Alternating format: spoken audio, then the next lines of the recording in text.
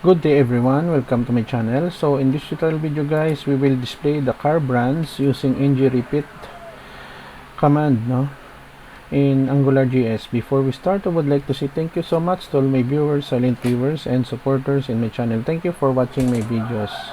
If you are new with my channel and then you like this video, please hit the like button. Don't forget to share and please support my channel guys by clicking the subscribe button. So let's begin. I will put a link in the video description where you can download the complete source code for free in my two websites.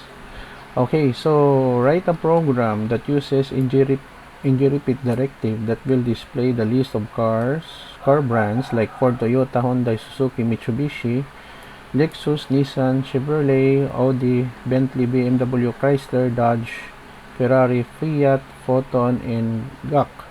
The program will also the list of car brands in alphabetical order on the screen. Okay, so we have here the solution.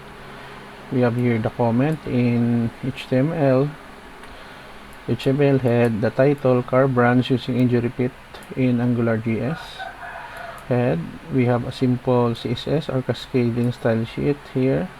Font family Arial, font size 25px, font weight bold, list style circle. So in this line of code, make sure that the Angular min.js library file is also located in the same folder that your index.html file is located, or else our program will not work correctly. So we have here the body, ng app, ng repeat app, ng controller, ng repeat underscore controller. So br header, car brands using ng repeat, list of car brands, ordered list style, the circle here, list command, and then using var app, Angular module, ng repeat, app controller, ng controller function, scope car brands. I enumerate the list of cars here.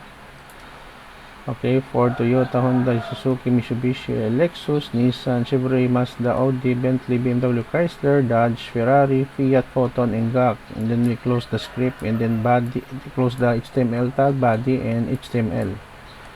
Okay, so we just have a walkthrough on this now. As I said earlier, I will put a link in the video description where you can download the complete source code for free in this tutorial video. Let us open our Opera browser, Opera GX. So we have here the output.